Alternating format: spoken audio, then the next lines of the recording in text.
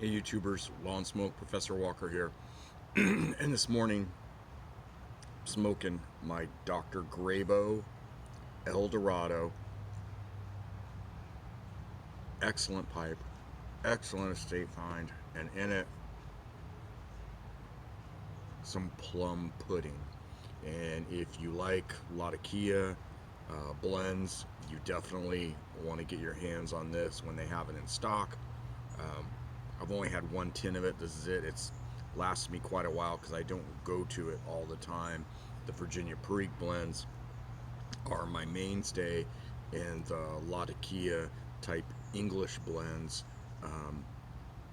a little less. I enjoy them a lot, but I maybe once a week I have this and the Virginias through the rest of the week. And this pipe is a pipe that's a dedicated pipe to the English Latakia blends. Well, what I have to show you is not just my beautiful pipe, but this is for my Lord of the Rings Tolkien people out there, which I know quite a few of us pipe smokers are Lord of the Rings Tolkien folks. And I found a couple of books at a used bookstore that are adding to my collection. Now, the first one is one that I know I'm a geek with this stuff. I already had one of these, but what I got was a first edition of it from 1966. This is the Tolkien Reader. And right away, as soon as I saw it, I know, hey, that one's much older than the one I have. It's got really beautiful art on the cover. And what's really cool is through the whole book, there's lots of art in it. Like just every almost every page, there's some Tolkien art of some kind. Just excellent. And you know what's really cool too, when you sometimes buy a book at a used bookstore, you see a little bit about its journey, because I found there was a receipt from 1999 in it.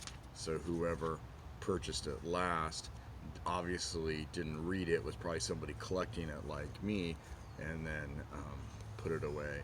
But yeah, but this is the first edition, 1966, at least first paperback. There's hardbacks that came out right around I think the exact same time, but very nice. Very pleased to find this. The second one, I'd never seen this before, and there's no way I wasn't walking out without buying this. You know, and all these things at the used bookstore were just like $1 or $2. But this, Teacher's Guide to the Hobbit. Okay, I'm never going to be teaching the Hobbit in my classes of criminal justice, but I thought, hey, you know, I want to check this out. And so what it has, it's got about each chapter of the book The Hobbit, things for a student, questions to ask them, and essay topics. So at some point, which I know when I was in high school, I remember seeing the Lord of the Rings books in the back library room. So I know there were teachers that were teaching these, and my wife actually had to read The Hobbit like in either elementary school, 6th grade or something like that, and she hated it, of course. But pretty cool. So this teacher's guide's got lots of cool stuff. Of course, it has the map in the middle, and the map insert is made to be taken out in case you wanted to, you know, make copies of that or whatever. But what a cool little addition. Now the last one, another one, excuse me, that I'd never seen before. This is the QPB Companion to the Lord of the Rings. And so it caught my eye. I've never seen this, don't know what it is. And I don't even know what a QPB is. And what it is it says it's the Quality Paperback Club of New York. All right, so when you look in it, this is something that was printed in 2001, so it's not an old book.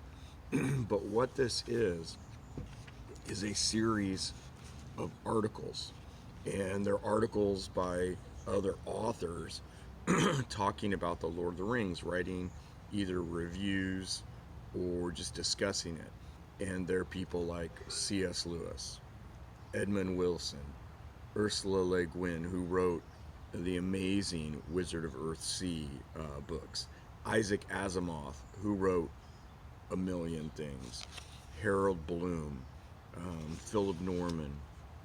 These are names that some of you may or may not recognize. Um, but wow, what an awesome series of articles, and I've already read a couple of them, and they were really good.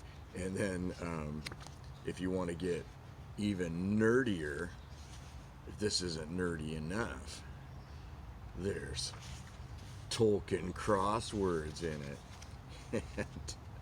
And there's actually some discussion questions, so I guess if you had a Lord of the Rings group, which ain't a bad idea, you could do that on YouTube. Have a Lord of the Rings discussion group. It would probably work better, right, on one of the other mechanisms besides YouTube.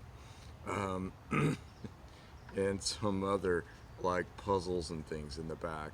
And then let's take our nerdiness to a whole new level. If this, again, we already hadn't hit it. There's an article at the end, the Middle Earth Gourmet, and it's Lord of the Rings recipes. Now, as much as I love the Lord of the Rings, I don't think I'm going to be making any recipes. But you never know. You never know. Now that I've got the recipes, maybe I won't be able to resist Frodo scones, Mary's mulled cider, which that just looks to me like apple cider, Mirkwood cookies, seed cake for Gimli.